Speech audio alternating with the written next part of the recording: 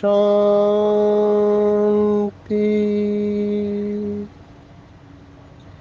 आज 10 अगस्त 2023 भारत में सद्गुरुवार है। Today is 10th August 2023 and it's Thursday in Bharat. आज की मुरली का जादुई रहस्य स्वयं को प्रेरणा देने के लिए। Magical secrets of today's Murli for motivating the self। आज की साकार मुरली कनेक्टेड है पिछले कुछ दिनों से। जीते जी मरने की बात आ रही है, आत्मा की बात आ रही है। बाबा उसी बात को लेकर आगे बढ़ रहे हैं। हम सब जो साधना करते हैं, तपस्या करते हैं, फिर किसी भी धर्म के हो, एक कॉमन टीका जो की जाती है कुछ पढ़े लिखे लोगों के द्वारा कि जितने भी ये साधना करने वाले हैं उनको प्रॉमिसिंग लैंड फ्यूचर में मिलता है। फिर उसे कुछ लोग जन्नत कहते हैं, कुछ उसे हेवन कहते हैं, कुछ उसे स्वर्ग कहते हैं। तो जन्नत, हेवन या स्वर्ग ये सब भविष्य में मिलता है और भविष्य हमको नहीं पता, ना उसको सिद्ध कर सकते हैं। तो कुछ लोग ऐसे कहते हैं कि मैनेजमेंट की भाषा में हम कहते हैं इंसेंटिव ऑफ कैरेट, माना गाजर होता है। जैसे ये बहुत फेमस चित्र है मैनेजमेंट का कि गधे पर व्यक्ति बैठा रहता है और वो उसके हाथ में एक लकड़ी रहती है और लकड़ी को एक डोरी से या रस्सी से एक गाजर बांधा हुआ रहता है और वो गधा चलता नहीं है। तो वो लकड़ी को वो मनुष्य जो गधे के ऊपर बैठा है वो गधे के मुंह के आगे इस तरह से रखता है कि गधे को वो गाजर दिखाई दे और गाजर खाने के बहाने वो आगे चलता जाता है। तो कुछ इसी प्रकार से जो टीका करने वाले लोग हैं, जो नास्तिक लोग हैं, वो कहते हैं कि ये सब कैरेट्स है। माना लोगों को पॉलिटिशियंस के माफिक, माना राजनीतिज्ञ कैसे आश्वासन देते हैं कि आपको ये मिलेगा, ये मिलेगा, भविष्य बहुत अच्छा होगा। ऐसे ही शास्त्रवादी भी यही करते हैं कि आपको भविष्य में सुख है, भविष्य में सुख है, आप जन्नत में जाओगे, स्वर्ग में जाओगे या हेवन में जाओगे। मैं एक बार सेशन ले रहा था तो मैंने उसमें स्वर्ग का वर्णन किया जो बाबा ने मुरलियों में कहा हुआ है।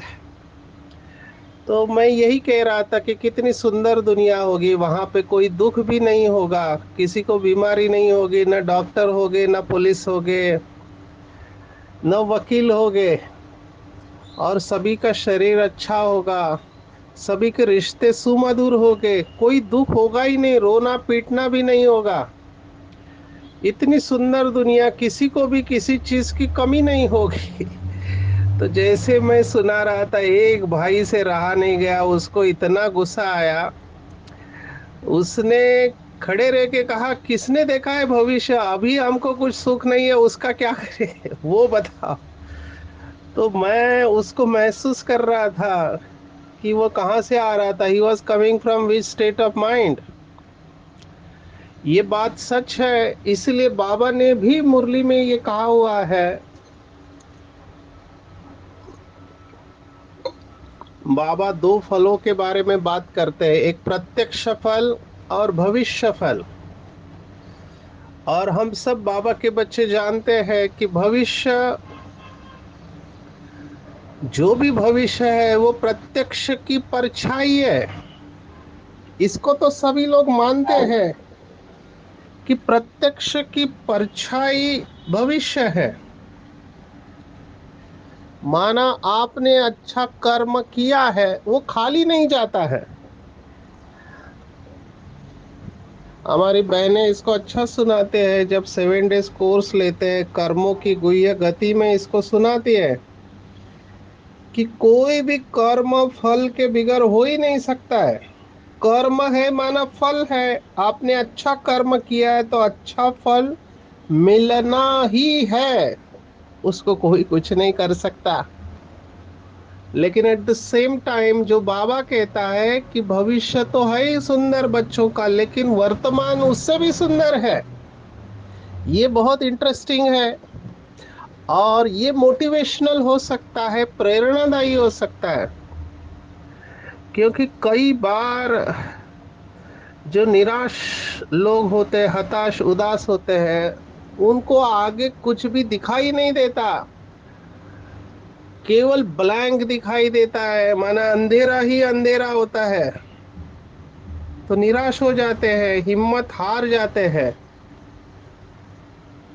तो उनके लिए ये जो भगवत गीता का श्लोक है, कर्मण्येवाधिकारस्य माँ फलेषु कदाचन माँ कर्म फल हेतुर्भु माते संगोस्त्व कर्मणि, दूसरा अध्याय, सेकेंड चैप्टर। ये तीनों श्लोक साथ में स्टडी करना चाहिए, 47, 48 और 50।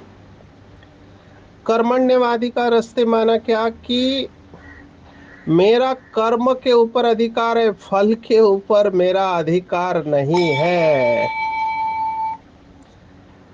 ये दूसरे अध्याय का 47वां श्लोक है। अब ये इस फिलॉसफी के अनुसार भी अगर हम देखते हैं कि हमने कर्म करने का ही अधिकार है, उसके फल का अधिकार नहीं है, हमने ये सेकंड चैप्टर में बहुत गहराई से देखा है। जिसको भी चैलेंजेस आते हैं वो इस श्लोक को बार बार सुने, इसका स्पष्टीकरण। कि मैंने उसमें कहा था कि कर्म करने में ही सुख है, वो फल आए ना आए वो आगे की बात है। कर्म का ही आनंद लो, जिसको हमने कल भी देखा, एंजॉय द प्रोसेस, यात्रा का आनंद लो। यस, जर्नी है, यात्रा है जीवन की, उस यात्रा का आनंद लो, कर्म का आनंद लो। लोग आजकल ऐसे हो गए कि उनको कुछ बात कहो तो वो पहला प्रश्न यही पूछते कि मुझे क्या मिलेगा ये करने से। अरे क्या मिलेगा वो आगे की बात है, आप करो, वो करने में खुशी है। बहुत दिन सेवा में रहते हैं तो मैं निमित्त आत्माओं को देखता हूँ, जो भी प्रोग्राम रखते हैं बहुत मेहनत करते हैं कि बाबा का संदेश सब जगह पे जाए, सबको इनवाइट करते हैं। अभी इनवाइट करते हैं हजारों को, लेकिन आते बहुत कम है। तो मैं उनके वाइब्रेशन को फील करता हूँ। सोचते हैं इतने कार्ड हमने छापे, इतने लोगों को इनवाइट किया, लेकिन आए कितने थोड़े हैं। तो वो निराश हो जाते हैं। तो मैं उनको बाबा की यही बात सुनाता हूँ कि बाबा ने कहा तुम्हारा काम है संदेश देना, आना न आना ड्रामा और उनका भाग्य, इसके ऊपर आप छोड़ दो। आपका जमा हो गया भगवान के घर में। ये बहुत मोटिवेशनल बात बाबा ने सुनाई, आपका जमा हो गया। क्योंकि भगवान इंटेंशन देखता है, आपका दिल देखता है, आपका भाव देखता है। परमात्मा को भी पता है रिजल्ट क्या है। हम सबको जैसे हम ज्ञान स्वरूप अवस्था में टिक जाते हैं, स्थित हो जाते हैं, तो हमको इंट्यूटिवली, माना अंदर से हमको पता है, इंट्यूशन को बोलते हैं अंदर का ट्यूशन। इन इन माना अंदर, ट्यूशन अंदर से जो आता है विचार, जिसको हिंदी में अंतः प्रेरणा कहते हैं या अंग्रेजी में इंट्यूशन कहते हैं, ये हमको पता चलने लगता है। और हम सबको तो ब्लैक एंड व्हाइट में पता है कि भले इस समय लोक संख्या 800 करोड़ है, उसमें से 33 करोड़ पूरे देवता होंगे, 9 लाख सतयुग के आदि में हो गए, 2-3 करोड़ तक लोक संख्या सतयुग के एंड तक रहेगी। तो हमको पता है इतने ही आने हैं। तो जब इतने आने हैं, तो ये प्रश्न आना ही नहीं चाहिए कि इतने कम क्यों आए। जब मुझे कोई भाई या बहन ऐसे कहता है कि इतने कम आए, हमने इतने लोगों को बुलाया, तो मैं उनको कहता हूँ कितनी अच्छी बात हुई, इतने सारे आए। जो आए हैं वो भाग्यवान है ना, क्योंकि उनके लिए हमको ये सब करना पड़ा। तो पॉजिटिविटी की फोकस करना चाहिए, वर्तमान के ऊपर फोकस करना चाहिए। मैंने अब जो देखा है चिंता के ऊपर, मैं लगातार इसलिए बोल रहा हूँ क्योंकि मनुष्य की बुद्धि भटक रही है। वो प्राप्ति में नहीं है, लॉस के ऊपर फोकस करता है। माना जो ठीक हो रहा है और जो ठीक नहीं हो रहा है, तो मनुष्य का फोकस, एनर्जी जो ठीक नहीं हो रहा है उसी के ऊपर है। तो हमको जो ठीक हो रहा है उसके प्रति कृतज्ञ होना चाहिए। मैं हमेशा अपने सेशन में पब्लिक को यही कहता हूँ कि मंदिर, मस्जिद, गुरुद्वारे में आप जहाँ पर भी जाते हो, चर्चेस में, आप मांगने के लिए मत जाओ कि भगवान मुझे ये दे दो, मेरा काम कर दो करके, क्योंकि मेजॉरिटी लोग मांगने के लिए जाते हैं। जबकि अनादि नियम जो है सृष्टि के, वो कुछ अलग तरीके से काम करते हैं, eternal laws of the nature. हमको मांगना नहीं है, हमको पहले से ही बहुत कुछ दिया गया है, उसके प्रति आप कृतज्ञ बनो, धन्यवाद दो परमात्मा को। हे परमात्मा, गॉड, अल्लाह, ईश्वर, आपका बहुत बहुत शुक्रिया जो आपने मुझे इतना कुछ दिया है। ये जो खालीपन की फीलिंग आती है लोगों को कि मेरे पास कम है, कम है, कम है, इसके बजाय आप ये थॉट रखो कि मुझे, अंडरलाइन करेंगे इस बात को क्योंकि मैं इसका अभ्यास करता हूँ, वो वाक्य है कि मुझे पात्रता से अधिक मिला हुआ है। पात्रता से अधिक मिला है। अगर आप गहराई से सोचो और गहराई से सोचो तो आपके अंदर से केवल कृतज्ञता का भाव ही आएगा। मेरे पास कई लोग कंप्लेंट वाले भी आते हैं कि लोग इतना गड़बड़ करते हैं, उनको कोई सजा नहीं मिलती है, वो तो ऐशो आराम की जिंदगी जी रहे हैं और हम सत्य के मार्ग पर चल रहे हैं, और हमको इतना दुख देखना पड़ रहा है। मैं उनको बताता हूँ मेरे तरफ देखो, मेरे पास भी, मेरे जब रूम में जब वो आते हैं तब वो शांत हो जाते हैं। उनको लगता है डॉक्टर सचिन माना नेशनल कोऑर्डिनेटर है, जॉइंट सेक्रेटरी है, पता नहीं क्या क्या है, लेकिन जब वो मेरा कमरा देखते हैं तो शांत हो जाते हैं कि इतने छोटे से कमरे में कैसे रहते हैं। हमको सुखी रहने के लिए बहुत कम चीजों की जरूरत है। सुखी रहने के लिए आत्मा पवित्र होनी चाहिए, क्योंकि सुख बाहर से अंदर नहीं आता है जैसे कि लोग समझते हैं। ये मिथ है, ये मान्यता है हमारे कि सुख बाहर से अंदर आता है। फलानी चीज मिल जाए तो मैं सुखी हो जाए, ये हो जाए तो मैं सुखी हो जाऊंगा, और वो भूल जाते हैं कि आपको पहले से ही बहुत सुखी है। सुख मानने के ऊपर होता है। हैविंग सेड दिस, मैं ये जरूर कहूंगा कि आपको कोशिश करनी चाहिए। इसका गलत अर्थ नहीं निकाले, हमको कोशिश जरूर करते रहना चाहिए नई नई चीजें का, इन द प्रोसेस। ये प्रक्रिया है संपूर्णता तक जाने की। एक जगह पे बैठना नहीं है, लेकिन सब कुछ करते रहने के बाद भी अपनी समाधान या संतुष्टता की अवस्था को नहीं छोड़ना है। ये सब इतना प्रस्तावना देने की जरूरत क्या है? तो बाबा ने आज कहा कि ये जो रस्म रिवाज है, भारत में जो भी रस्म रिवाज है, उसके पीछे लॉजिक है। हालांकि अभी वो ताकत रही नहीं है। एक शब्द मुझे पूछा जाता है कि आप लोग शास्त्रों को नहीं मानते हैं, आप पितरों को नहीं मानते हैं, या पितृदोष को नहीं मानते हैं, वास्तु दोष। कई लोग आजकल ये कहते हैं, मुझे ये सब नाम सुनने को मिले, ग्रह दोष, पितृदोष, मातृदोष, वास्तु दोष।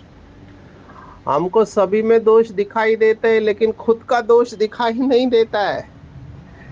ये आज बाबा ने प्रश्न पूछा है कि कौन से रस्म के आधार पर आप अवतरण को सिद्ध करते हैं, कर सकते हो। तो भारत में ही ये प्रथा है कि पितृ, पितृ माना पूर्वज, आत्माएं जो चली गई है, उनको कुछ टेक्निक से वो बुलाते हैं। अभी इसका मैकेनिज्म आप मेरे से मत पूछे कि वो कैसे आती है। बाबा ने कहा कि शरीर तो आता नहीं है, आत्मा ही आती है। यह भी ड्रामा में नूंद है। ये ब्रह्मा बाबा के वक्त पहले ये सब था कि पितरों को बुलाते हैं, और उनके लिए स्पेशल टाइम रखा था कि इस पीरियड में, वो भी उसके पीछे भी बहुत सारा विज्ञान है। समय के अभाव से मैं उसमें नहीं जा रहा हूँ, लेकिन मैं इतना कह रहा हूँ कि ये सब जो होता है, ये दक्षिणायन में चातुर्मास होते हैं। माना आप आज के कैलेंडर के हिसाब से श्रावण, भाद्रपद, आश्विन और कार्तिक, तो आश्विन ये जो मास है दिवाली के पहले, तो उस समय 15 दिन, फोर्टनाइट, उसको पितृ पक्ष कहते हैं। माना वो 15 दिन गए गए कि आपको पितरों को बुला के उनको खिलाना है। तो पहले ब्राह्मणों में ये ताकत थी कि आत्मा को बुलाते थे और आत्मा आती थी। अभी वो ताकत नहीं रही है, तो आत्मा की इच्छा होती है। वो इच्छा जैसे किसी की खाने की चीज है, किसी की पहनने की चीज है। आज की मुरली में बाबा ने सोने की फुली, उसकी पत्नी की इच्छा थी सोने की फुली पहनने की, तो वो आत्मा को बुलाते हैं पत्नी की, और ब्राह्मण को वो सोने की फुली पहनाते हैं, तो आत्मा संतुष्ट हो जाती है। उस किसी की खाने की इच्छा होती है, तो वो भोग उसको लगाते हैं, प्रसाद चढ़ाते हैं, तो उसकी आत्मा को संतुष्टता मिल जाती है और वो अगली यात्रा पर चले जाती है। अभी इसके ऊपर ये डार्क एरियाज है, ग्रे एरियाज ऑफ स्पिरिचुअलिटी, हमको इसके अंदर बहुत पॉजिटिवली हम ले सकते हैं। पॉजिटिवली ये लेना है, पितृ का तो छोड़ दो, मैं भविष्य में या भूतकाल में नहीं जाता, वर्तमान की बात करते हैं हम। वर्तमान की बात लो। आपके घर में या आपके रिश्तेदारों की कोई इच्छा है, अभी वो पूर्ण नहीं हो रही है, आप उसके वाइब्रेशन को फील कर सकते हैं, कैसे वाइब्रेशन है। मेरे पास बहुत सारे ऐसे केसेस आते हैं, पति पत्नी का झगड़ा, माँ बाप और बच्चों का झगड़ा, या पड़ोसियों का झगड़ा।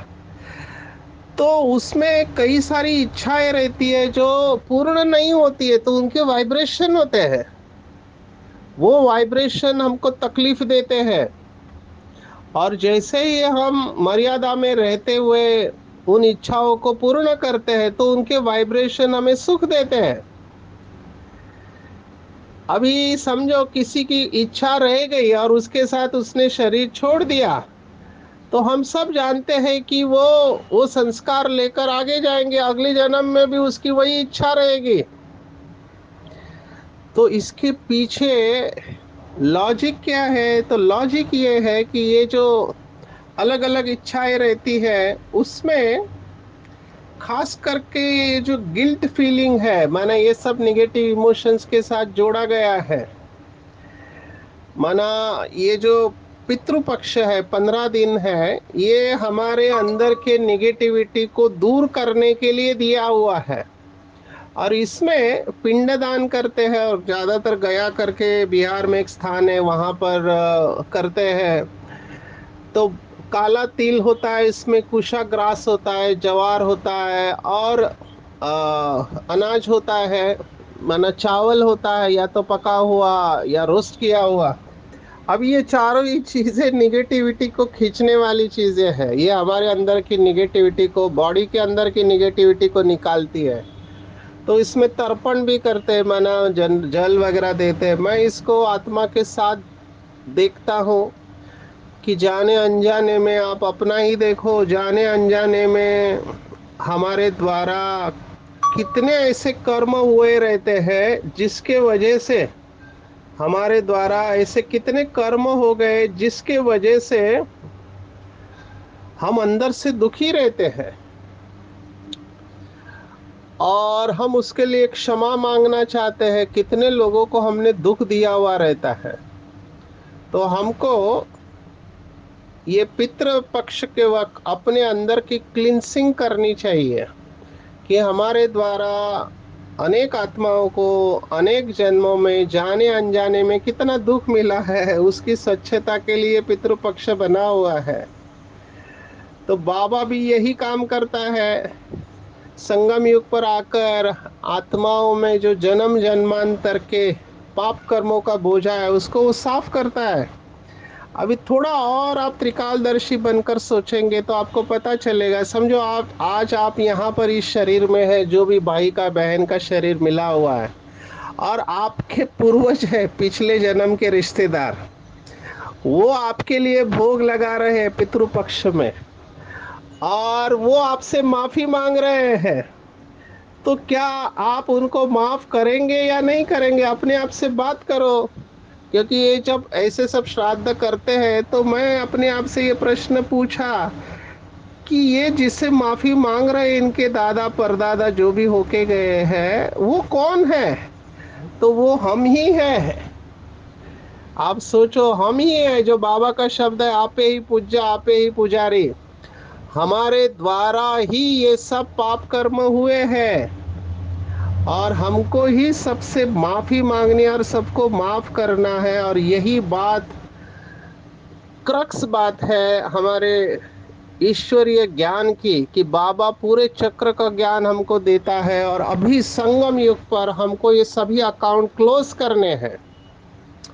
और क्लोज करने की सबसे अच्छी विधि है, बाबा ने आज स्लोगन में कहा कि हर कदम में बाप की, परिवार की दुआएं लेते रहो।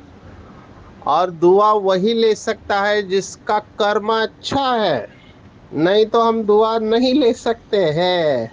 और यही बाबा ने हमको टारगेट दिया है। तो एक्चुअली देखा जाए तो ये पितृपक्ष की कंसेप्ट, ये डायरेक्ट हमारे ज्ञान के साथ जुड़ी हुई है। अगर गहराई से आप सोचेंगे तो हम सबको 3 सर्टिफिकेट लेना है: स्वयं से संतुष्ट, बाप से संतुष्ट, और ब्राह्मण परिवार से संतुष्ट, या दूसरों से संतुष्ट। और ये तभी हो सकता है जब हम पूरी तरह से देह अभिमानी होके लोगों से क्षमा मांगे। अभी सबके सामने क्षमा मांगने के लिए कलेजा चाहिए। वो कहते हैं हिंदी में कि दूसरों की गलती निकालने के लिए भेजा लगता है, और खुद की गलती स्वीकारने को कलेजा लगता है। तो ये कलेजा सबके अंदर होता नहीं है, लेकिन हम सूक्ष्म में जरूर सभी से माफी मांग सकते हैं और अपना व्यवहार को अच्छा रख सकते हैं। और यही आज का गीत भी है, मेरा फेवरेट गीत है, मरना तेरी गली में, जीना तेरी गली में, मरना तेरी गली में, मिट जाएगी हमारी दुनिया तेरी गली में। माना बाबा आपके श्रीमत पर चलते चलते मैं पूरी तरह से मिट जाऊंगा, माना अपने देह अभिमान को खत्म कर दूंगा। दिल से तेरी मोहब्बत कम उम्र भर न होगी, हम तुझ पे मर मिटेंगे, तुझको खबर न होगी, मरने के बाद होगा चर्चा तेरी गली में। माना अगर हम पूरी तरह से मर जाते हैं मीरा की तरह, तो डेफिनेटली हमारा चर्चा तो होना ही है कि ये भगवान के ऊपर बलि चढ़ गया, अल्लाह के ऊपर कुर्बान हो गया। जो भी कुर्बान हो गए उनकी महिमा होती है अल्लाह के लिए जो कुर्बान हो गए, लेकिन वो लोग गलत अर्थ निकालते हैं। वो सुसाइड बॉम्बर है। वो समझते हैं हम बम फोड़ देंगे और हम जन्नत में चले जाएंगे, वो ठीक नहीं है। बाबा ने ऐसे मरने को नहीं कहा है। बाबा ने कहा हमारे अंदर जो ईगो है, अहंकार है, उसको समाप्त करना है। मिट जाएगी हमारी दुनिया तेरी गली में, हाँ आए हैं तेरे दर पर हम जिंदगी लुटाने। तू देखे या ना देखे, तू जाने या ना जाने, ये बहुत अच्छी है, बहुत सुंदर गीत है, लेकिन इसके जड़ में है मरना। और बाबा ने आज की मुरली में यही व्याख्या बताई हुई है। मरने की व्याख्या क्या है? कंटिन्यूसली बाबा मरने के ऊपर कह रहा है कि जब हम भगवान की गोद में आ जाते हैं तो दुनिया खत्म हो जाती है। माना पूरी दुनिया हम भूल जाते हैं। अगर सचमुच में हमको बाबा का अनुभव हो, जिसको शास्त्रवादियों ने लीन अवस्था कहा हुआ है, सर्वोच्च अवस्था को लीन अवस्था कहा गया है। अब बाबा ने कहा लीन तो आत्मा होती नहीं, क्योंकि आत्मा अविनाशी है। तो लीन माना क्या? तो बाबा कहता है परमात्मा के प्यार में खो जाना, उसके लव में लीन होना। और ये अवस्था जिसकी होती है उसके लिए पूरी दुनिया समाप्त हो जाती है। तो चेक करना चाहिए आज पूरे दिन भर में, क्या मैं ऐसे बाबा के ऊपर मर गया हूँ? पंजाबी लोग कहते हैं मर जावा मिट जावा। वो हद के प्यार वाले एक दूसरे के लिए जान दे देते हैं। बाबा तो जान नहीं लेता है। बाबा कहता है जान से सेवा करो, शरीर बहुत वैल्यूएबल है, पर मरना माना पुराने संस्कारों से मरना। तो जब हम आज का मैं प्रश्न को ही लूंगा, जैसे बाबा ऊपर से आके अवतार लेता है, ऐसे हम भी शरीर में अवतरित आत्मा स्वयं को समझे। और अवतार आकर क्या करता है? संदेश देता है और उड़ जाता है। अवतार जितने भी होके गए धर्म स्थापक, वो केवल मैसेज देख के डिटैच हो गए। तो हमको भी बाबा ने कहा तुम भी अवतार हो। जितना स्वयं को अवतार समझेंगे उतना हम इस पुरानी दुनिया से डिटैच होते रहेंगे और बाप के गले का हार बन जाएंगे। मैं ये अभ्यास करता हूँ। जैसे बाबा आया ऊपर से परम धाम से सूक्ष्म वतन, ब्रह्मा बाबा के साथ फिर से नीचे उतरा दादी के तन में। तो ऐसे मैं भी परम धाम में बाबा के साथ आया, अपने फरिश्ता स्वरूप में एंटर किया, और फरिश्ता स्वरूप के साथ मैं इस पुरानी दुनिया में आया, प्रवेश किया और सभी को सकाश दिया और मैसेज दिया। जब मैं बोलता हूँ तो यह अनुभव करता हूँ कि आकाशवाणी हो रही है। जैसे बाबा आता है तो भगवान की आकाशवाणी कहते हैं, तो हमारी भी आकाशवाणी है। हम भी बाप समान है। हम भी किसी से मिले तो उसको वरदान दे। तो मैं अभ्यास करता हूँ बीच बीच में कि कोई आया तो मैं उसे वरदानों से भरपूर कर देता हूँ। मैं खास विशेष ध्यान रखता हूँ किचन में, क्योंकि बहुत सेंटर पर जाते हैं भोजन करने, तो हम बहनों को, किचन वाली बहनों को खास कहते हैं। अभी तो वो संस्कार में आ गया कि ब्राह्मण संतुष्ट हुआ, तुम्हारी सभी मंगल मनोकामनाएं पूर्ण हो जाएगी, तुम अनेक जन्मों तक सुखी हो जाएंगे। क्योंकि मैंने देखा है किचन वाले दिन भर मेहनत कर रहे होते हैं और हम स्टेज पे तालियां ले रहे होते हैं। तो मैं ये बात हमेशा ध्यान में रखता हूँ कि पहले राशन है फिर भाषण है। तो किचन वालों को अप्रिशिएट करता हूँ। ऐसे ही हर एक आत्मा को हमारे दिल से दुआएं निकले, और ऐसे अगर हम देहाभिमान का त्याग करते हैं, स्वमान में स्थित रहते हैं, तो हमको पूरे कल्प भर सम्मान प्राप्त होता है। आज तो बाबा ने स्वमान और सम्मान का कनेक्शन बताया है कि संगम युग पर जब हम स्वमानधारी बनते हैं तो आधा कल्प, माना सतयुग और त्रेता में प्रजा हमारा सम्मान करती है, और फिर आधा कल्प भक्त हमारा सम्मान देते हैं। और क्या कहना संगम युग का कि स्वयं भगवान सर्वशक्तिवान ऑलमाइटी हम बच्चों को सम्मान देते हैं। तो जितना जितना संगम युग पर हम संपूर्ण स्वमान में स्थित होते हैं, तब सभी से हमको सम्मान मिलता है और हर कदम में हमको सभी की दुआएं मिलती है और हमारी अवस्था श्रेष्ठ बनती है। तो ऐसे सुदर्शन चक्रधारी बनकर औरों को भी बनाना है, माता पिता को फॉलो करना है और बाप समान बनकर औरों को भी बाप समान बनाने की सेवा करनी है। आज पूरे दिन भर में यही हम अभ्यास करेंगे कि मैं समानधारी आत्मा हूँ, स्वयं परमात्मा द्वारा प्राप्त समानधारी हूँ। और हर कदम में मुझे बाबा से दुआ लेना है, हर एक से दुआ लेना है। आप मुए मर गई दुनिया, मैं भगवान के प्यार में खो चुकी हूँ, मैं उसकी सब कुछ बन चुकी हूँ, उसके अलावा मेरा कोई भी नहीं है और मैं अब घर चलने के लिए तैयार हूँ। अच्छा, ओम शांति।